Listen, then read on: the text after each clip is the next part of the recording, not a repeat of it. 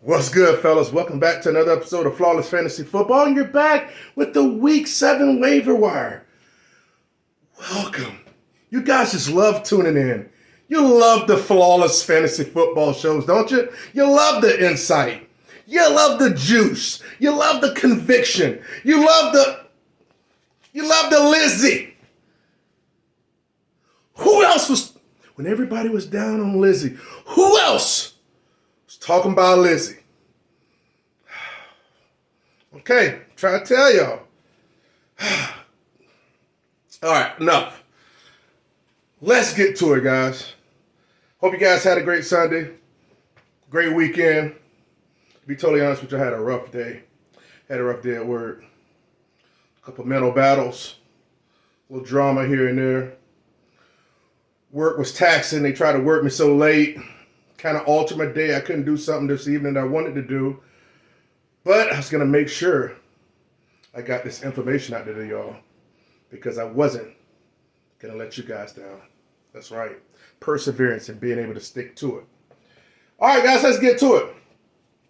Now, bye week central, right? We're going to have bye weeks for a lot of people, a lot of quarterbacks, legitimate quarterbacks, a lot of wide receivers. May it be the Buffalo wide receivers, may it be good old gritty boy from Minnesota. We're going to have a lot of things to cover, but we're going to do it, espresso style. We're not going to sit up here and hold you all night. We're going to get right to it, all right? So, again, guys, this is not a sprint. It is a marathon. The objective is to get to the playoffs, in which you guys that took a nice hold of the Flawless Fantasy Football drafting, structure, you guys will make it there, okay? Ones that didn't so much, you're going to struggle a little bit. But never just stay in there. The only thing you got to do is get in there. Get to be that 6th seed and then start making some noise, okay? All right. We're going to talk about quarterbacks first.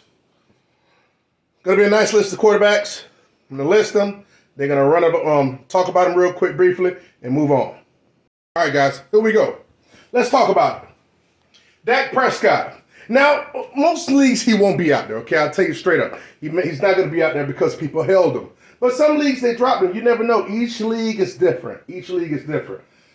So they saved him up perfectly because they weren't going to bring him back against Philly. It wasn't going to happen. He'd have got crushed, just like their QB2 over there did.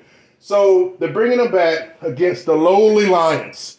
No type of pushback whatsoever. So if you're able to have that Prescott, be able to finesse him off somebody or scoop them up when somebody got tired of him because they didn't want to hold him for 4 weeks or whatever it was, start him with confidence as they play at home against Detroit. Number 2, Matt Ryan.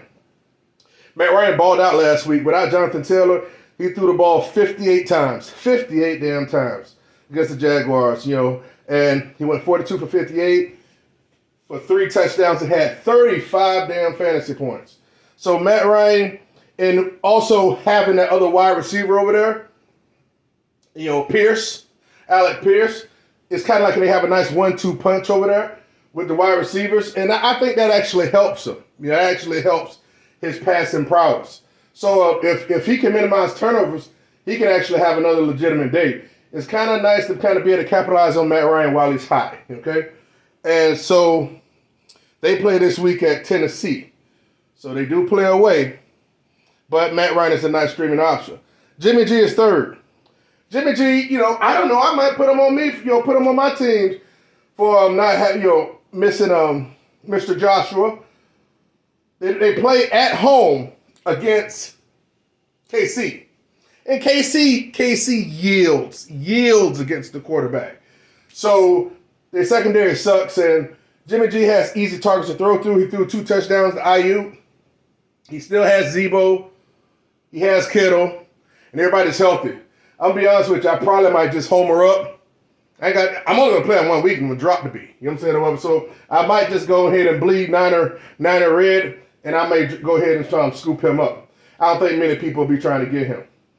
So then I can get other things before, and get Jimmy G afterwards because nobody's going to be trying to go get him. Marcus Mariota's next. Here's the thing about Marcus Mariota. Jimmy G also scored 23 points last week as well. I feel as if he can do the same. He also threw 2 picks, so if he can not throw 2 picks, he can get up into the upper 20s. Marcus Mariota had 27 points against San Francisco last week. He doesn't throw a lot. He'll throw like 150 yards or something like that, but he runs a lot. So he's going to get you 6 points by rushing, and a lot of times he rushes in touchdowns. So that ownership over there likes to run the ball. Each running back can have like 10, 12, 13 carries. So if the dude can run the ball, if ownership and over there in Atlanta really want them to run the ball, but I don't think he'll be able to do that at Cincy, and Cincy's going to put up points on him. Mariota had 27 points last week. I can see him definitely getting up there again. Their tight end, Kyle Pitts, scored. So, hey, maybe it's, another upward type game for Mariota. I'm not knocking, not in any type of order, guys. You know what I'm saying? It's like whatever how you see fit. So if you're kind of partial to Mariota, go Mariota. If you're partial to Trevor Lawrence, go love Trevor Lawrence. Speaking of which, Trevor Lawrence is the quarterback 12 on the year. Now he do play at New York Giants, and Giants defense has been off the chain, but Trevor Lawrence scored 29 points last week against the Colts. 29, man. See, here's the thing. A lot of these guys put up good points. Matt Ryan, 35. Jimmy G, 23 last week. 27 for Mariota. 29 from Trevor Lawrence. That's the output we need this week. Now watch these guys end up putting up 17s and 16s and crap. Plus, with my luck, because I had some crazy, ridiculous luck this past week, but we'll talk about that on the accountability show. I'll end up picking the worst one on here, knowing me. But Trevor Lawrence can be a good play still. He has his weapons. He actually has legs. And, at the end of the day, what you're doing, you're just really searching for 20-some points. So, if you ain't got your big gun, if you ain't got JA-17, or you got one of your other weapons, you're just looking for 20 points or so. So, it's a team effort. It's not just a one-man show. And number 6, I will go with Taylor Heineke. And the reason why I say Heineke is because he has weapons over there.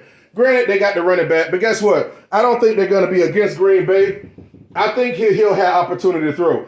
Heineke's a gunslinger. I think Jahan Dotson comes back this week, and he has Samuel, and he has Mr. Scary Terry. So I'm not sure if the tight end is going to play this week, but he has options, and he has J.D. McKissick. So he should be able to put up a nice stat line too. So any of these quarterbacks are great options, guys. Roll the dice. Play with your heart. I don't mind. All these guys can actually put up good points. It's a passing league, so hey, run it. Those are your quarterbacks for week 7. Okay. All right. Also, guys, if you're impressed like by now, press the like button for your boy, right? Press the like button. Hey, man, I've been through a rough day today, but I'm standing in front of this camera, making it work. Making it pop. I was going to say something else, but I'm going to have a filter. So, it's 3 running backs, okay? Not really, but let's go for it anyway. Kenyon Drake. Kenyon Drake had an awesome day. He had I think he had a long run, like 10 for 100 something. But listen, let me tell you something. Kenyon Drake is a high risk, high reward type of a back. They say J.K. Dobbins that he had his little knee swole up, tightened up, so he'll probably miss the game. So if you need Drake, you can go ahead and scoop up Drake, but just make sure that the people are saying Gus Bus going to come back. Not quite yet, but he could be great for a 1 or 2 week filler. Lamar, it's just a lot of running over there. He could be fine. I just don't really trust it. He's the closest thing to a needle mover on this board, but you really shouldn't be needing him, especially in PPR leagues where he don't catch a damn thing. But I got to list him up here just because in case people want him. Latavius Murray is the new number 1 over there in Denver. Oh, man, I ain't going to talk about Latavius Murray. I had got him a couple weeks ago in my work league, but got impatient. But he had double-digit carries, average a nice yards per carry. But let me tell you something. Denver offense stinks. Man. So what are you gonna get, Latavius? He don't catch. Boone does the catching. I don't know. You don't know what the issue is with Gordon. What happened? But Latavius Murray is likely the next guy. But I don't, unless you're desperately hurting to try to get that 5-6 points and hopefully you get a plunge. I don't see much happening, but it could happen if you get lucky. But I'm just listing them just to list them. Deion Jackson and Raheem Hines. Now, Jonathan Taylor, puss-ass, he freaking screwed me for one. All right, but never, hey, I ain't gonna hold him. Practiced in full, from my understanding, Thursday and Friday. Then he pulled that freaking not gonna play, and so that screwed me based on something I had did. But Deion Jackson came in, performed admirably, caught a lot of passes, scored on a touchdown. Raheem Hines was out because of the concussion, but Deion Jackson left the game with a quad injury his damn self early in the fourth. He could have had a bigger day. But we don't know how severe that is because it's early in the week and they haven't practiced yet. And we don't have the reports. That's the crazy thing about the waivers being on Tuesday. In my past league of record for the Fly Like an Eagle, we did our waivers on Wednesday night. So you actually had time to actually get somewhat of a practice report from Wednesday. But Tuesday, it's like, damn, it's too freaking early. But hey, Raheem Hines, if Deion Jackson don't play, and if by some way Jonathan Taylor don't play, which I believe he will, if I'm a bed man, in which I am because I keep losing in freaking the underdog. Like, I'm better off just let my son say, hey, pick over, under, and let him do it. Because I can't get the damn shit right with them. You know what it reminded me of? It reminded me like when I first started doing the dog racing. Okay, we had a dog track here in Daytona. Man, I was hitting Quinellas and trifectas, $252 trifecta. I was killing it. You know what I'm saying? Man, boxing, man, I started getting cocky, placing bets and going home watching on the computer, losing. Man, I was hooked for a while. And I feel like underdog got me like that dude. So I got to scale back a little bit on that. But damn it, I'm going to get there. It's coming up. So that's your running back, guys. Man, screw all that. Let's get to wide receivers. Okay. It's just wide receiver time. Let's talk some wide receivers. Okay. Now, this guy shouldn't be available. But again, each league is different. Alec Pierce. The damn dude been balling, man. I thought about picking him up in my work league after waivers ran last week. I thought about picking him up and dropping the rookie for the Jets. But I couldn't do it because I believe the rookie for the Jets got higher upside than Alec Pierce, but Alec Pierce is very consistent in the wide receiver 2 in Indianapolis. But he has been doing hella good. He's had 3 straight games of double digits, and he's playing at Tennessee this week, so he could be a nice flyer. But you got to think, I think he only had 3 catches for a decent amount of yards and a touchdown, so that says a lot when Matty threw it around so much he only had 3 catches. But he's solid. He's number 1, 2. He's getting the route participation and everything, so I ain't going to hold him. Alec Pierce, number 1. Number 2 is Brandon Ayuk. Brandon Ayuk caught 2 passes, and he will be 2 touchdown passes this past week. And he will be against Atlanta, and he will be very much needed against the Kansas City Chiefs. Because the Kansas City Chiefs is going to put up points on the Niners. Points, because the Niners got a hurt secondary. A lot of people didn't take that into account. 2 of their starters were freaking hurt, okay? And they felt it. So I think Brandon Ayuk will do fine this week. I don't know if he'll do two touchdown fine, but if you like him, go ahead and scoop him up if you got space for him if you're into that. I'm personally not, because I'm not I love my Niners, but I'm not a homer, okay? So I don't play that, so I advise you not to do that unless it's convenient for you. Wan'Dale Robinson. Man, finally somebody came to ball out on the receiving end for the Giants. Now, Daniel Jones not throwing a ball a lot. like that.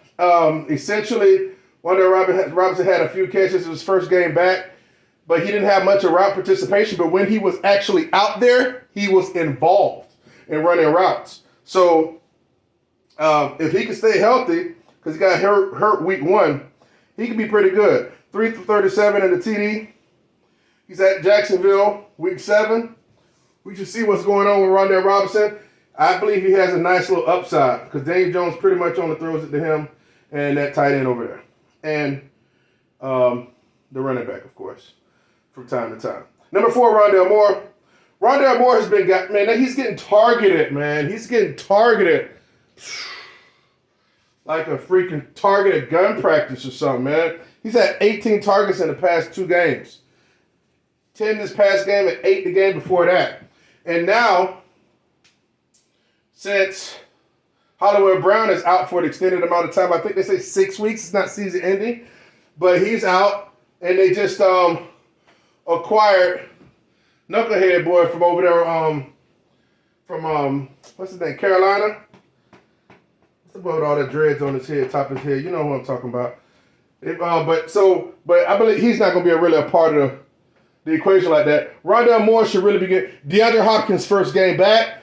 I really believe he's going to have a nice year, especially in PPRs. So watch out for him because they throw a lot of easy passes to him.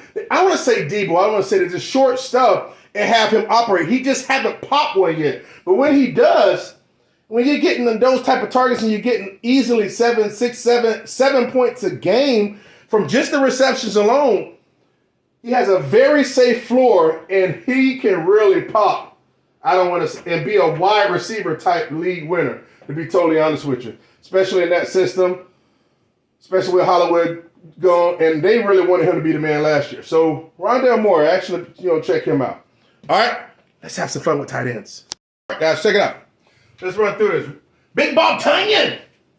The boy had 10 catches on 12 targets last week, went 10 for 83. So in PPR leagues, he did fantastic. And with Cobb out for several weeks, he could be a difference maker. Heaven forbid he ended up catching freaking the ball 4 or 5 times and actually scoring a touchdown. He would be off the damn chain. Remember, he's caught 3 touchdowns in a game from Aaron Rodgers before. Not to say it happens again. We don't want that because we got Lazard, right? All right. So, but just keep that in mind. Tunyon can be good. Daniel Bellinger. He's the tight end of choice over there. And he's been actually balling, with Daniel Jones. He caught a touchdown. He went 5 for 38 in the touchdown.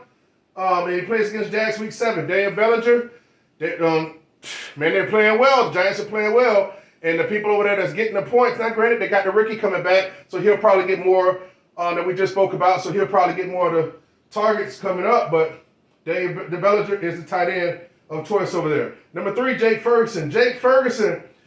I believe Jake Ferguson might have the type of, you guys remember years ago when Blake Jarwin got hurt early in the season and Dalton Schultz took his job and he just seized it and Blake Jarwin never came back. It could, how you get your job, it's kind of how you lose it sometimes. So the same thing can kind of be happening. Jake Ferguson for Dallas. Dak's coming back. We all know Dak loves to throw it to the tight end. Jake Ferguson could be a very nice play, and I believe people will be sleeping on him because he just didn't pop yet, but could very much do so with Dakota Prescott coming back. Greg Dulcich, we saw what he did against in the last primetime game, which was Monday. He had that nice 30-yard busted play. He went up the seam like that. But that offense sucks so bad over there. But, he actually did pretty well. He actually, Alberto, which was over there in Denver with Greg Dulcich, they inactivated him once he was able to come back and play. You know what I'm saying? First time of the year, first game, got a touchdown. The other tight end, receiver tight end, got deactivated. A healthy scratch. Greg, we know Russell Wilson likes to throw it to either his wide receivers or tight end. So Greg Dulcich could be, a consistent player. Mike Gesicki had 2 touchdowns this past week from 3 yards and 4 yards. So they didn't decide to run it in. So, they're not going to probably throw it to either the wide receivers because they're kind of small in stature unless it's going to be little quick little things like that. Not Greg Dulcich. Mike Gesicki has been inconsistent, but freak, man. The dude scored over 20 fantasy points with those 2 touchdowns this past week. That ain't nothing to sneeze at. That's a needle moving type move. All depends if the coach want to keep him part of the system. But there you go. There your tight ends. I ain't put the tight ends up here, so maybe y'all don't know if they're tight ends unless I put the TE up there. Y'all knew though, right? Okay, let's go to something else. All right.